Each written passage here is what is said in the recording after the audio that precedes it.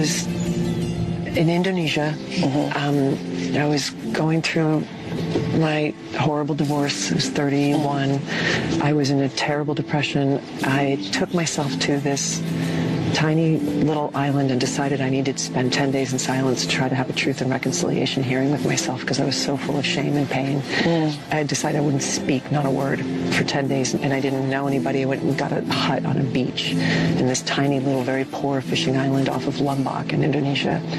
And I got terribly, terribly sick with food poisoning. And my plan was to walk around the island every day because it was a tiny little island. And there was this one woman, this Muslim woman. I mean, when I say this island was poor, I mean what these people fished that day is what they ate for dinner that night. You know, and this one woman on the other side of this island used to see me walking, and she would put her hand on her heart and smile at me when I walked by, and I would do the same to her. And then I got really sick, and I was stuck in my cabin, dehydrated, terrified. I actually thought I had malaria, you know, and far away from anyone who knew me. And this woman came and found me. Something in her knew that I wasn't well. She'd seen me, and she knew I wasn't doing well anyway. But when she didn't see me on my daily walk, she came and knocked on my door and saw the condition that I was in and went like this and came back an hour later with fresh food and fresh water for me.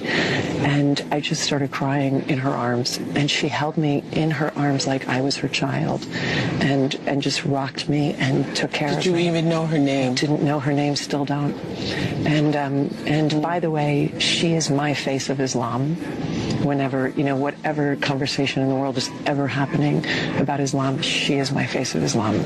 That woman who went across an island, knocked on every door in this little row of cabins till she found the person who she knew was suffering and came and took care of me. Oh my God. That was the most grace I have ever received in my entire life, because she had no relationship with me whatsoever, owed me nothing. This is truly God working through somebody's kindness.